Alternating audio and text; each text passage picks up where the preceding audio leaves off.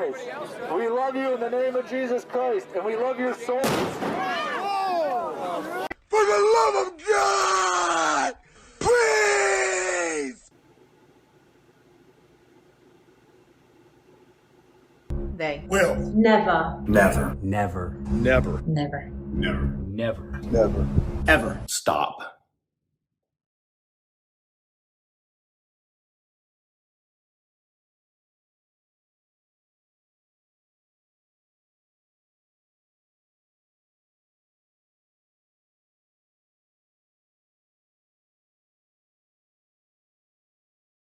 If you walk into a grocery store and you see products on the shelves, thank a trucker.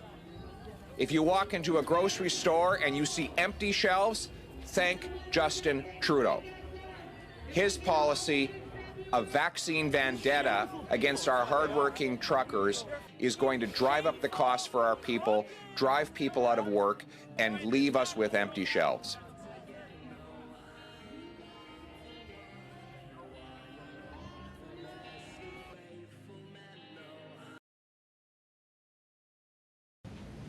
This is a government that has invoked an emergency statute on its own admission on the basis of something that somebody has said. They have no actual violence occurring. They have no intelligence about threats of violence occurring. I'm sure you can work out what the consequences are if this is to be considered a proper use of the Emergencies Act. Now, let's just take a bigger picture just for a moment. I don't want to get too far into this, and I don't want to take up too much time. But just for a moment, consider this. The ideology that is now in place in our political realm is one in which language is being redefined. There's all kinds of terms that don't mean what they used to mean. Racism, for example. But included in that list are some very important terms that are very relevant here, like freedom. Freedom now means, apparently, safety. The rule of law means governments taking control of things for, quote, proper outcomes. And one of those words that have been redefined is violence. Violence can now mean words. Honking has been called violence.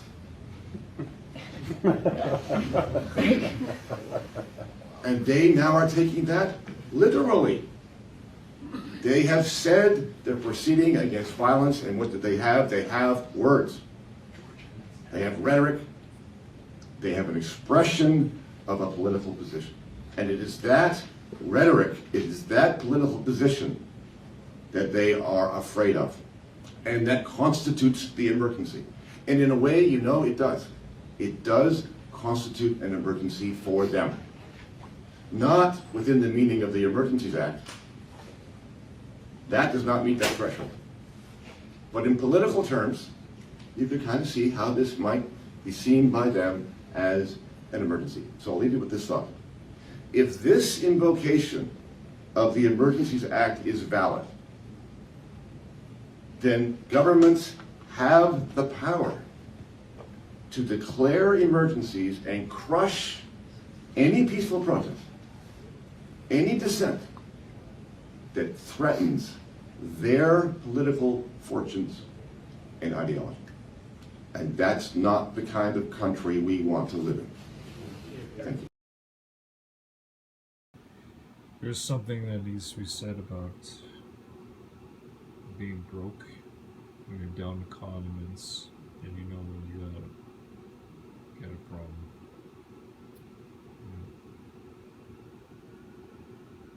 I oppose this unjustifiable power grab, and as Prime Minister of Canada, I will ensure that no such abuse of power ever happens again.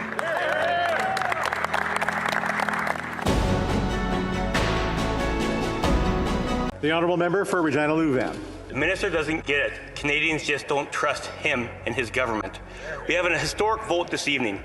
Liberals have desperately tried to justify the Prime Minister's power grab and overreach.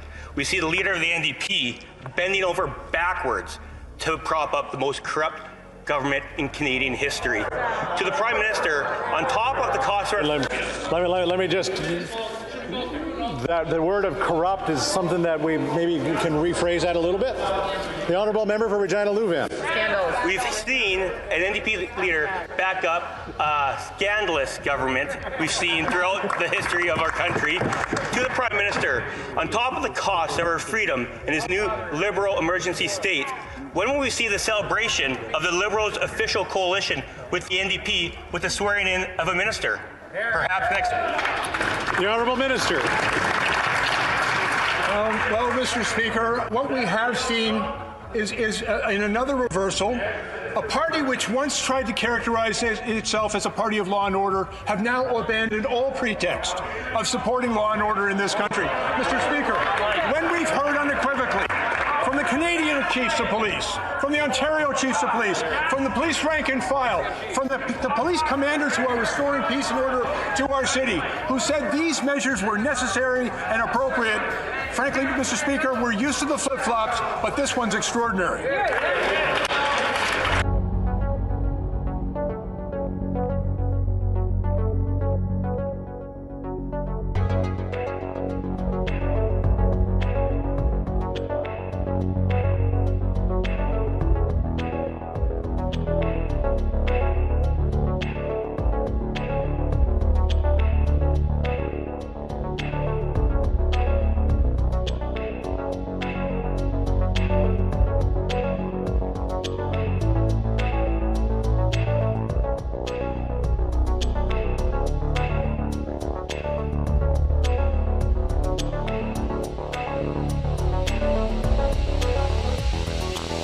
The Prime Minister has created a new emergency.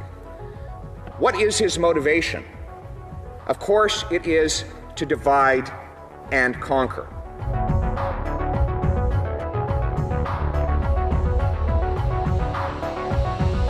Thank you, Speaker. Parliament Hill is now cleared. Most of the charges in Ottawa involve trespassing and mischief. Tow truck operators already were compelled to help authorities before the Emergency Act. Our borders were cleared prior to the never-before-used law being activated. Organizations like the Canadian Civil Liberties Association tell us that the government isn't limiting the act to just Ottawa. It applies universally across the country. It does not target just one specific protest and applies to every single Canadian. So going forward, Speaker, how often does the Prime Minister plan to use the tool of last resort as a tool of first resort? The Honourable Minister of Emergency Preparedness. Mr. Speaker, I think even the member opposite would acknowledge that when we see the type of criminality taking place on the streets of Ottawa, when we see the attacks on our critical infrastructure and cutting off vital supply lines into this country, that constitutes an emergency because of the harm committed against our country and our citizens. And Mr. Speaker, we are prepared to do what is required, and we're working very closely with law enforcement, Mr. Speaker, who have the important task of restoring the rule of law to our streets and protecting our citizens and our critical infrastructure. And we will only use those measures as long as they are required. Good evening, everyone. It's February 18th, and I've taken some time to try to sort through my thoughts from what I saw today, and I just wanted to put this out to you because I don't know how else to express to you what I'm thinking, especially in writing. It's very difficult. What I observed today was the breaking of a country. Canada truly has fallen.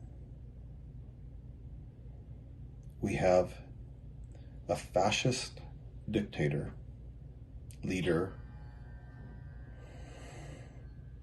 that has given powers out to squash people who do not agree with him and his government.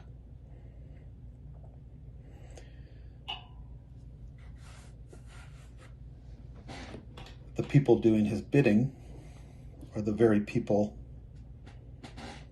that I call brothers and sisters.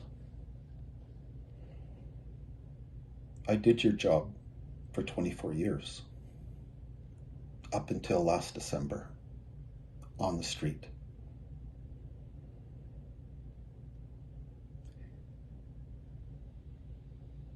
The police officers that took part today in Ottawa, from all services, need to check your moral compass. I know your conscience inside of you was saying, this is wrong. I should not be doing this. You need to step off the line, all of you. You need to continue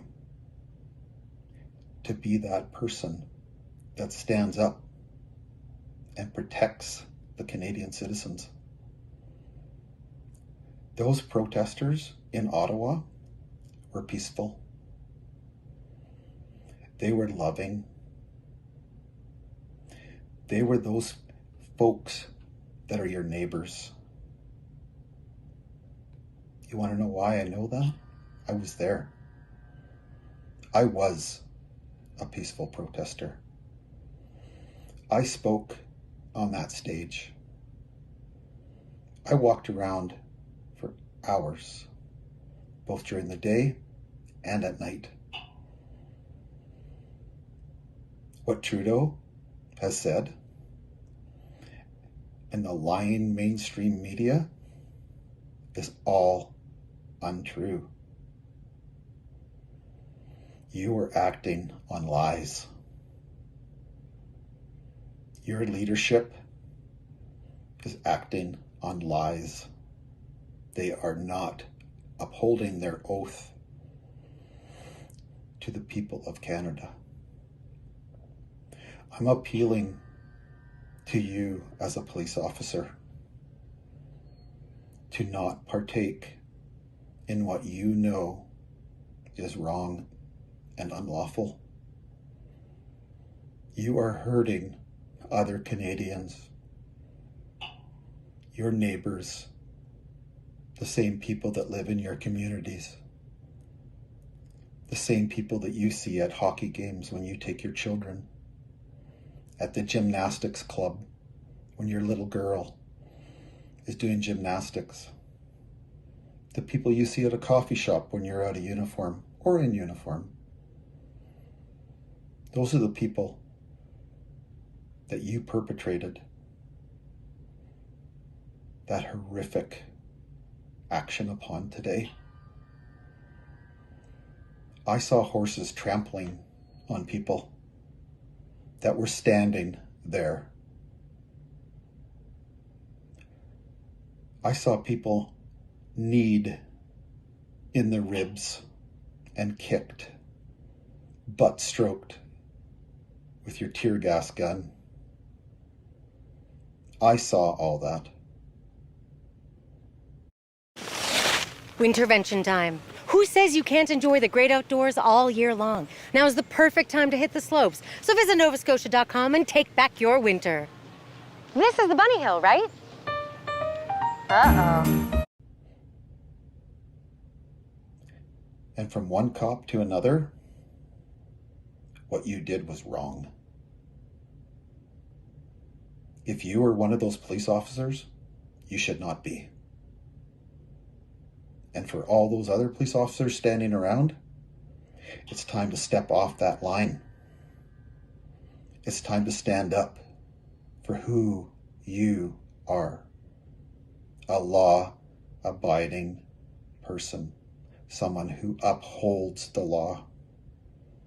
Someone who protects those that need protecting and allows those who want to protest lawfully, which they were and continue to be able to protest.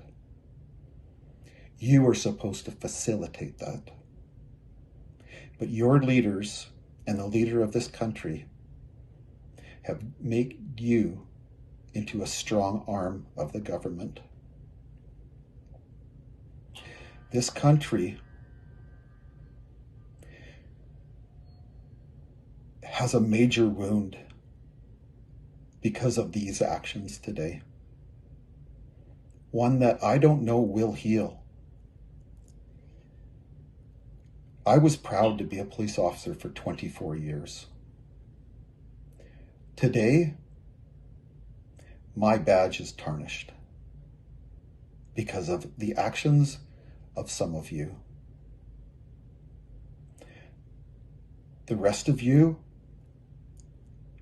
need to really recalibrate and find out who you really are. Because if that's who you really are,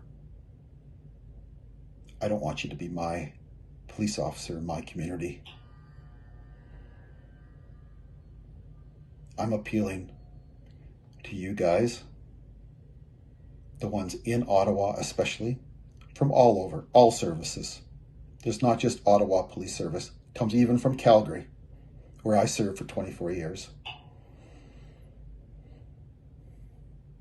Start looking at what you guys have done today and see if you would be proud to go home and tell your children what you did today.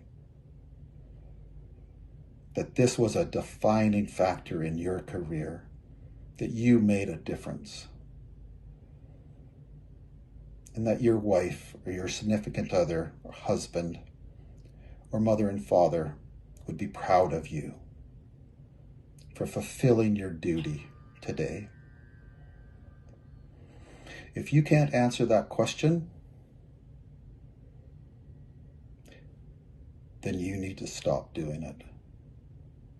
You need to tell your leaders, no, I won't do this.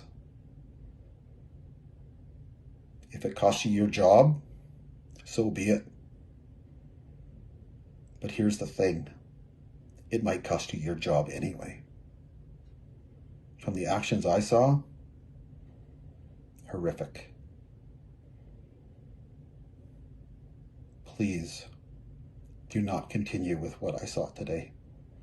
I am begging you, as a human being to human being, let alone cop to cop, do not continue with what I saw today. Policemen need to be different. You are held to a higher standard. You are not just to do the bidding of an unlawful government or a government who doesn't like people protesting what they have to say. Stand up. Step off that line. Do not do anything that you would not be proud of to tell others in your life that you did. Be that person that swore the oath to uphold the law and protect Canadians. I'm never trusting another police officer again for the rest of my life. If you guys want to see real justice, get the dictator out of office. Just do it. Please.